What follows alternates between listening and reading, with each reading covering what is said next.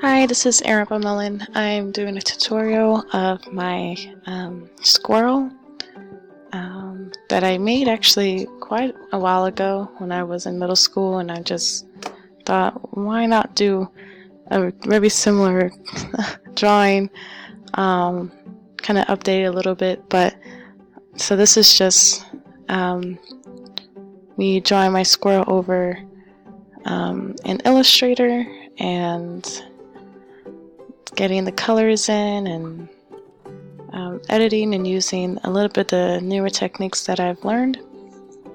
So that's how it's starting to look like. It's just getting a form, and I'm just kind of aligning it and making everything a little bit better. There's mostly just a lot of critiquing it and figuring out where it's all at.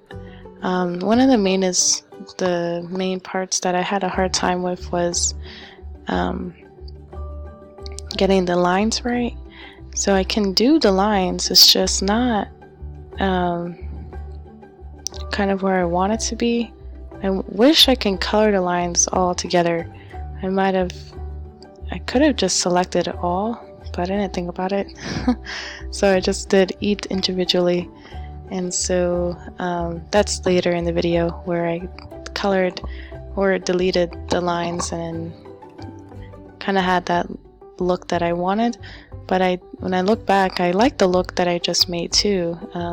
What you're seeing right now, it's nice, but only thing I didn't like about it was very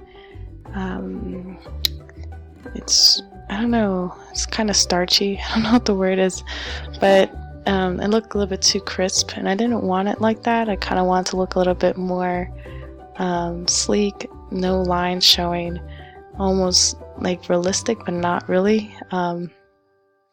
If I do another cartoon, I'll probably do the black lines, but I thought I'd try the ones without the lines, because that's kind of what I was trying to do later in the video. But yeah, so you could just look at it and see kind of what I did.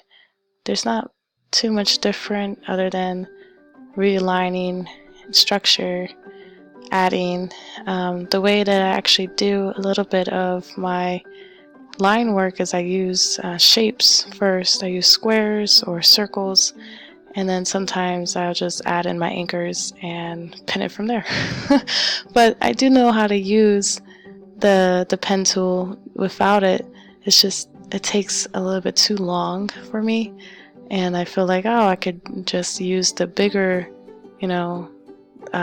shape and just pin it, kind of form it the way I want it. So I'm doing the technique that we learned from the monster.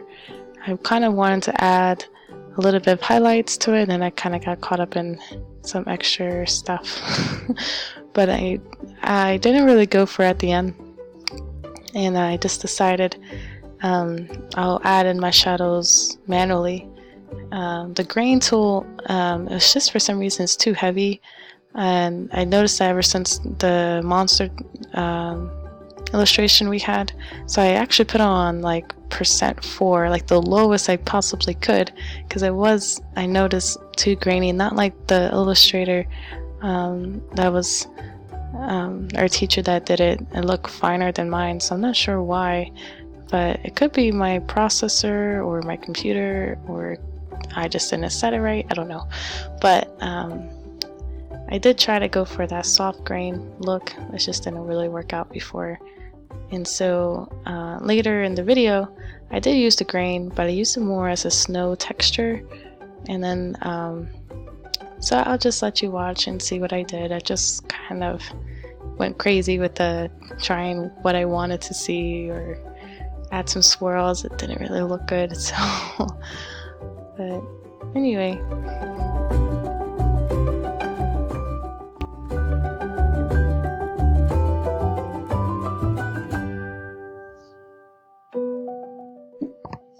Yeah, I used the Pathfinder, and I just kind of took I used the trim, and I took all the objects kind of on different scales, and then me again trying to do the texture that I didn't go through at the end with.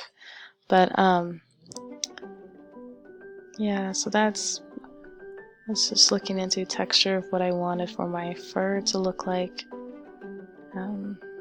Eventually I want to get better and actually hand draw it. For now it's this type of design work, which just still looks nice, but it's kind of still kind of flattish looking. So I wanted to add actual, shading and manually, if I could, shade it, the way I want it. But it's kind of where you have to add shapes.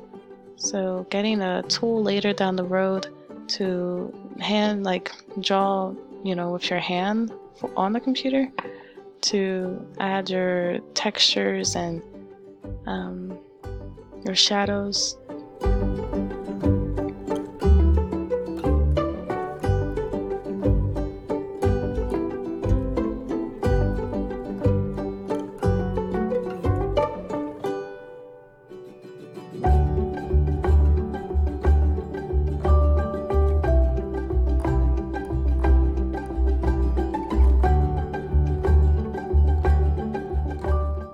Yeah, right there was really trying to get that white look, but the lines just were too thick, and it wasn't showing the way I wanted.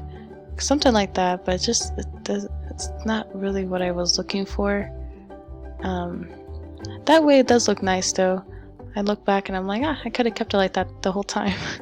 But I really kind of wanted to dive into the modern scheme look. Like if you go and you see on like logos or TV or some shows like cartoons, they don't have the line looks. I really wanted to try that and not have the traditional line of a cartoon. I wanted to look a little bit more seamless with no lines. It's just a clean texture, clean, cartoon with the shapes kind of together. There's no white lines or anything kind of where it seems together. Maybe it was a little bit too hard of object to do that, but if I had like a simple object, it would look good. I think it's just this one had so many shapes. I don't know. I think it was fine. It's just the more you get used to it, the more you can get better.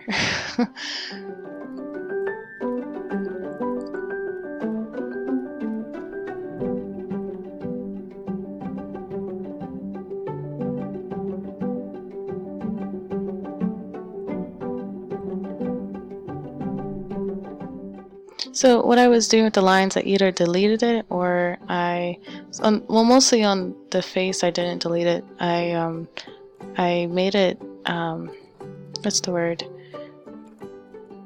It's still there, but it's not. It's invisible. I wasn't sure if I needed the lines later, so I thought I'll just make them invisible, and then I'll deal with it later. With fixing up or adding the color back or not, I don't know. So I just thought I'd keep it there. Everything else though, I pretty much either colored it white or I just deleted it. That might not have been the most professional way to do things, but it's the way I'm starting out right now to figure out how to even use all these tools and how to get the look that I'm wanting.